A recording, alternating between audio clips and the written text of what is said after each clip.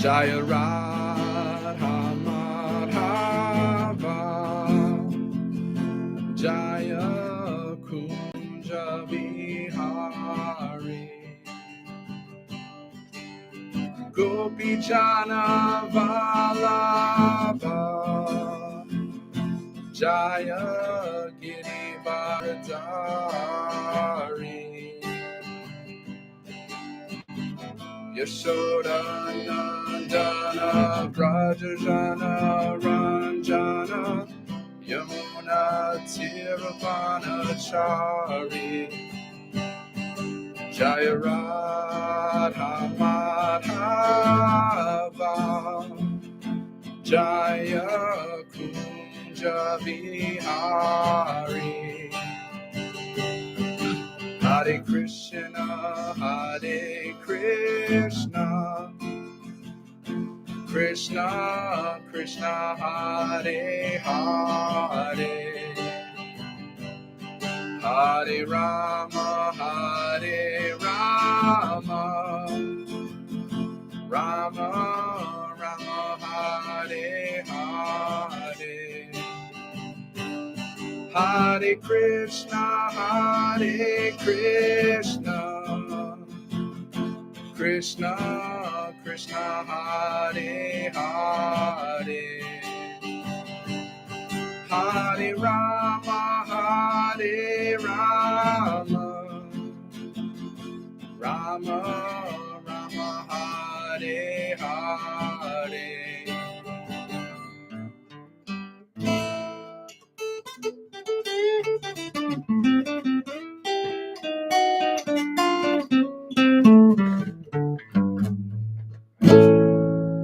Thank you very much. Om Namo Bhagavate Vasudevaya.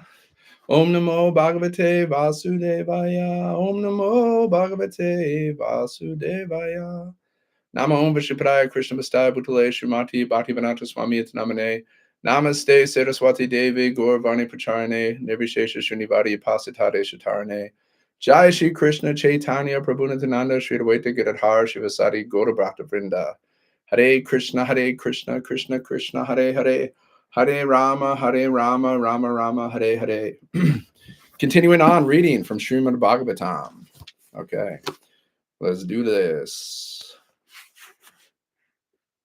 Text 14. We're on Canto 1, we're in Chapter 6, and we're in Text 14. Okay. Parishran tendriyatmaham Trit parito bubu kshikta Snatva pitva rade nadya upas prishto gatashrama. Thus traveling, I felt tired both bodily and mentally, and I was both thirsty and hungry. So I took bath in a river, lake, and also drank water. By contacting water, I got relief from my exhaustion. Purport. A traveling mendicant can meet the needs of body, namely thirst and hunger, by the gift of nature without being a beggar at the door of householders. So like this is like a hardcore mendicant, right? They're just traveling in the world and they're just depending on God. Like they just completely depend on God. They're completely surrendered, right? Like they don't worry about where they're going to get water. They don't worry about where they're going to get food. They don't worry about how they're going to be taken care of. They're just completely surrendered to God, and they have so much faith and trust in God that they're not depending on anybody else but God. That's a high level of surrender. Okay, that you should aspire to. Like even if you you can just practice just depending on God for everything. You already are. Like we're all depending on God for everything, right? Now people are some people are foolish and they're atheists, so they don't believe in God. But like realistically, honestly, we're all depending on God for everything. Everything. Air, food, water, everything. You're dependent. You're not supreme. You can't create air. You can't create water. You can't create anything. Like you're completely dependent on God. So you have to understand that. Now the foolish atheistic people, they think like there's no God. They say God is dead, but yet they use all God's stuff. Okay, that's called crazy. Okay, the mendicant therefore does not go to the house of a householder to beg, but to enlighten him spiritually. Yeah, so a spiritual person, he doesn't go to a householder to beg. He just goes there just to give them to just enlighten them spiritually. He goes there to help them. Okay. That's what a spiritual person does, like a mendicant, like a highly evolved person. Just being around a highly evolved spiritual person, it's gonna have an effect. Just like when you like, the Prabhupada uses the example. If you touch fire, if you associate with fire, you're gonna get burned. So if you associate with someone who's like a highly evolved spiritual personality, there's gonna be some effect there, whether you know it or not. Just like when we chant Hare Krishna in the streets, there's an effect there because we're chanting Hare Krishna. It's the name of God. It's the holy name of God. So whether people know it or not, there's effect. There's some kind of they're coming in contact with the holy name, so there's an effect that's happening. That's why it's so important to be out there chanting and dancing because you can change people's lives. Okay. It's selfish not to, really. I mean, I devoted years to doing that. Do I do it as much right now? Not right now, based on my circumstances, but here I am. I'm still preaching.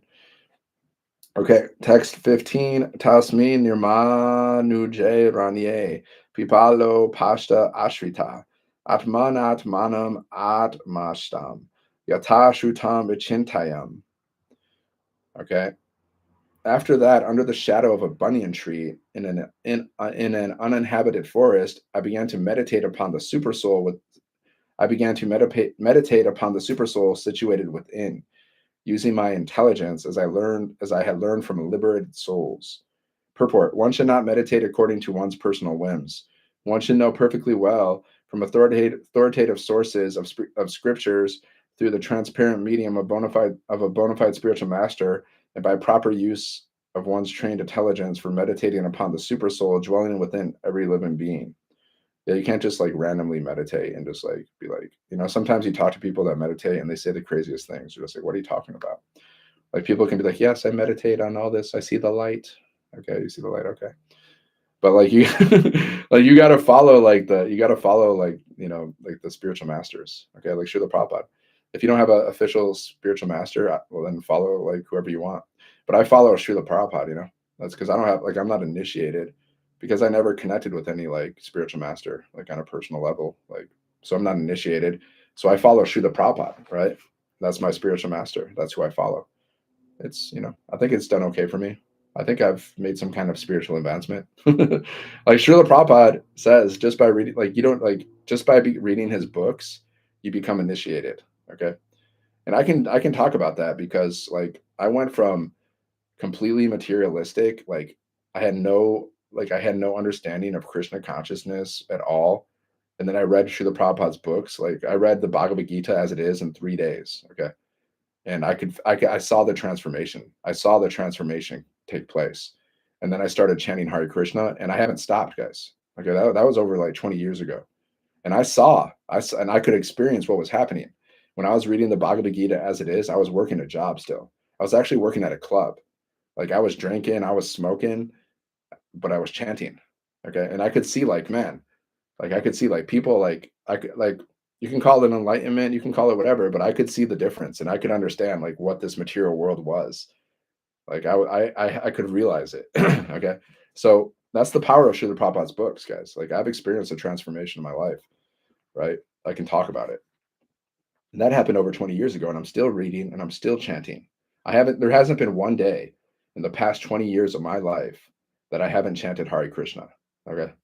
Not one day. So that's the power of Srila Prabhupada's books. um, this consciousness is firmly developed by a devotee who has rendered loving service unto the Lord by carrying out the orders of the spiritual master. Sri Naradaji contacted a bona fide spiritual Sri Naradaji contacted bona fide spiritual masters, served them sincerely, and got enlightenment rightly. Thus he began to meditate.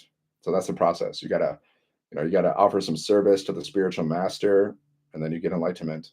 Just like I'm reading Srila Prabhupada's books and I'm getting enlightenment because that service to the spiritual master. He wrote these books because he wanted people to read them, because he wanted people to become Krishna conscious. So just by reading Srila Prabhupada's books, you're giving service to Srila Prabhupada, which he's pleased, Krishna's pleased, and that's how you become enlightened. Thus he began to meditate. Text 16. Dhyayatash charanam bojam bhava nirjita chetasa adkant yashru kalakshayasya rid yasin mi saner harir. Okay. Translation: As soon as I began to meditate upon the lotus feet of the personality of Godhead within my mind, transformed in transcendental love, tears rolled down my eyes, and without delay, the personality of Godhead, Sri Krishna, appeared on the lotus of my heart. That's powerful. I mean, I haven't really had that experience yet. I won't lie, I haven't had that experience where, I mean, there's been times where I was in Sri Vrindavan Dham, and I would have tears roll from my eyes because there was moments, but like, I haven't ever had that experience where Sri Krishna appeared on the lotus of my heart. I just can't recall that ever happening. Hopefully, Krishna, you're welcome to appear in the lotus of my heart. I'm ready for that. Okay. The word Bhav is significant here. The Bhav stage is attained after one has transcendental affection for the Lord. The first initial stage is called Shraddha, or liking, or a liking for the Supreme Lord. And in order to increase that liking, one has to associate with pure devotees of the Lord. Okay, you got to associate with pure devotees of the Lord. Okay, go to Sri Vrindavan Dham and just associate there. The third stage is to practice the prescribed rules and regulations of devotional service. This will dissipate all sorts of misgivings and remove all personal deficiencies that hamper progress in devotional service. You got to follow the rules and regulations. The main ones: no illicit sex, no meat eating, no gambling. What else? No intoxication. Okay, you got to follow these principles, the principles that are laid out by the Charya, Srila Prabhupada. You got to follow these things. Most people, I'm in America, people don't follow any of these things. Like, people don't follow, people are eating meat like anything. People are engaged in illicit sex. People are intoxication, everything, gambling. It's all over the place. Like, it's all over. Like, I'm in America, it's everywhere. There's commercials for gambling every day. There's commercials like promoting alcohol and intoxication. Okay, people are obviously having illicit sex. Right? Like, people are just they're just not following the rules and regs. But that's why devotees got to be out there, because a lot of people, they're just not aware. They're not aware of this stuff. They're just not aware. Just like I wasn't aware. Like, I didn't know about this stuff. I didn't know about the rules and regulations before Krishna consciousness, before I read Srila Prabhupada's books. That's why you got to go out there and share the knowledge. Okay, you got to share the wealth with people, right? That's what I did for so many years. So many years I was doing book distribution. So many years I was doing Harinam Sankirtan. I still can, and I still will. I mean, I'm not done. I'm just I have to support myself. Like, I'm not a monk. I'm not part of a temple, so I have to support myself these days. Okay.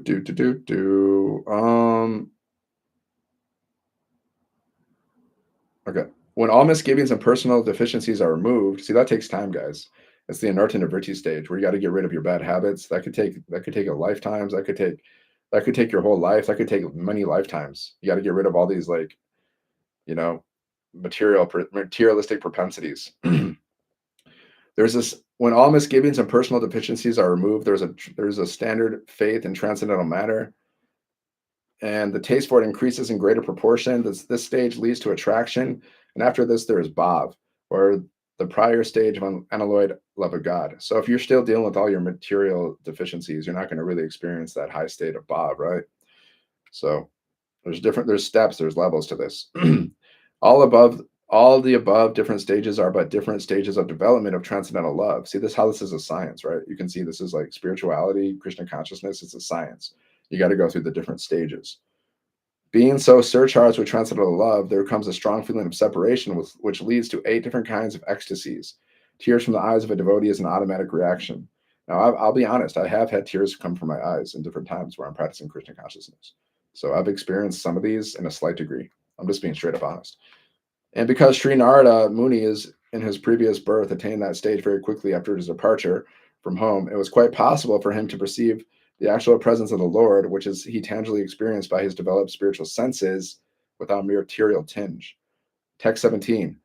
Prama tabara nirbina palakango tinirvrata ananda samplavadlino napashyam ubayamune.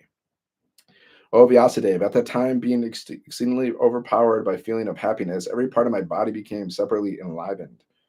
Being absorbed in an ocean of ecstasy, I could not see both myself and the Lord. Purport. The spiritual feelings of happiness and intense ecstasies have no mundane comparison. Therefore, it is very difficult to give expression to such feelings. We can just have a glimpse of such ecstasy in the words of Sri Narada Muni. Each and every part of the body or senses has its particular function. After seeing the Lord, all the senses become fully awakened to render service unto the Lord, because in the liberated state, the senses are fully efficient in serving the Lord. That's beyond my understanding. I haven't experienced that yet. As such, in the transcendental ecstasy, it so happened that the senses became separately enlivened to serve the Lord. This being so, Narada Muni lost himself in seeing both himself and the Lord simultaneously. There's levels to this. There's levels to spirituality. That's why you got to be consistent, consistently chanting, hearing. You're chipping away. You're chipping away all those materialistic propensities. And once you chip away all those materialistic propensities, then you can start experiencing these high levels of spiritual ecstasy and realization. Text 18, Rupam Bhagavato Yat Tan, Mana Kantam Suchapaham, Apashyan Sahasotaste, Vaglavya Dirmana Iva. Translation: the transcendental form of the Lord, as it is, satisfies the mind's desire, and at once erases all mental incongruities. Upon losing that form, I suddenly got up, being perturbed as is usual when one loses that which is desirable. Okay, purport. That the Lord is not formless is experienced by Narada Muni, but his form is completely different from all forms of our material experience. That we can't like comprehend like the Lord, with our limited experience. For the whole duration of our life, we go see different forms in the material world, but none of them is apt to satisfy the mind, nor can any one of them banish all perturbance of the mind. These are the special features of the transcendental form of the Lord. One who has seen that form is not satisfied with anything else.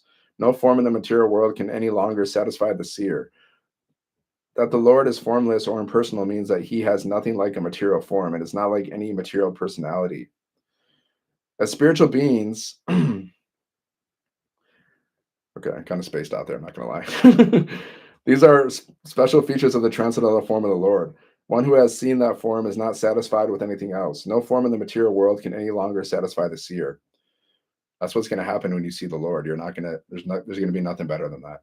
Just like when I was in Sri Vrindavan Dham, I'd always take darshan of Sri Sri Radhashama Sundar. I'd just stand in front of Radhashama Sundar, and it was just great. It was ecstasy. Okay. The Lord is formless, the Lord is formless or impersonal means that he has nothing like a material form. It's not like any material personality. Okay, you can't compare God, Krishna, the Lord to any material personality. It's completely different. Okay, as spiritual beings having eternal relations with that transcendental form of the Lord, we are, life after life, searching after that form of the Lord, and we are not satisfied by any other form of material appeasement. So we're never going to be satisfied until we actually, come in contact with the Lord. We'll never be satisfied. We're just searching after happiness. Everyone in this world, we're all searching after happiness and satisfaction, but we're never going to get it until we come face to face with the Lord, like really just, see God like face to face, like actually like beyond the deities and all that, because they're not different than God, I believe. Yes, of course. But like when we actually go back to the spiritual world, that's when we'll actually be satisfied. We'll never be satisfied in this material world. You can't be satisfied in this material world. It's the nature of the world. You can never be satisfied. You can have sex one day and then the next day you need sex again, right? You can drink, and the next day you drink again. You're never going to be satisfied because you can't. Because everything here has a satiation point, right? There's never any satisfaction here. This is frustration. It's just frustration. That's all it is. Okay. So I can't get no satisfaction. Once you get something, you can lose it. And like let's say you attain the highest level of material propensity, right? Let's say you get all the wealth, you get all the love, you get all the beauty, you get everything. But then at the end of the day, you have to lose it. Like death comes and takes it all away. So there's no happiness there. Like how can you be really happy when you know that any day you could die? Like there's like a death sentence. We all have a death sentence. We've all been sentenced to death. So how can you really just like if you're not connected to God, like it's kind of crazy. Like how can you be happy in a world where you're sentenced to die? We've all been given a death sentence, guys. We got the death penalty because we're all going to die. On that note, let's be happy. Be happy and chant Hare Krishna. Then you won't have to worry about it. You won't be afraid of death. You won't be afraid of anything. So like the closer you come to Krishna, the closer you come to spiritual bliss, and the closer you come to satisfaction. So go for Krishna. Go for Krishna. Let's go.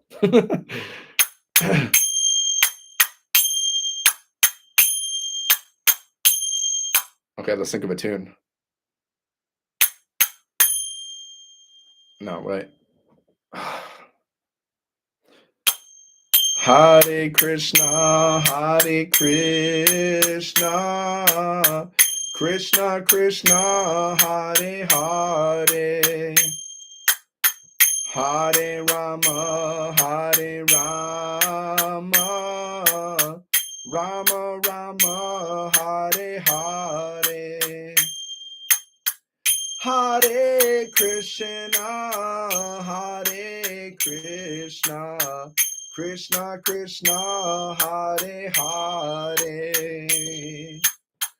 Hare Rama, Hare Rama, Rama Rama, Hare Hare, Hare Krishna, Hare Krishna, Krishna Krishna, Hare Hare, Hare Rama, Hare Rama, Rama Rama, Hare Hare, Hare Krishna, Krishna Krishna, Hare Hare, Hare Rama, Rama Rama, Hare Hare, Hare Krishna, Krishna Krishna, Hare Hare, Hare Rama, Rama Rama, Hare Hare.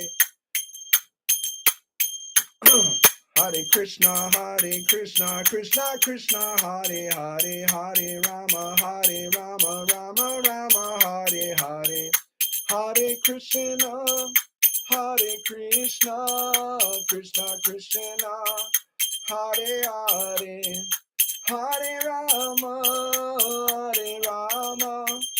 Rama Rama, Hare Hare, Jaya Gauranitai, Jaya Krishna Balaram, Jaya Radha Shamasunda, Jaya Sri Vrindavan Dham, Jaya Tulsi Maharani, Jaya Giri Govardhan, Jaya Muna Devi, Jaya Sri Vrindavan Dham, Prabhupada,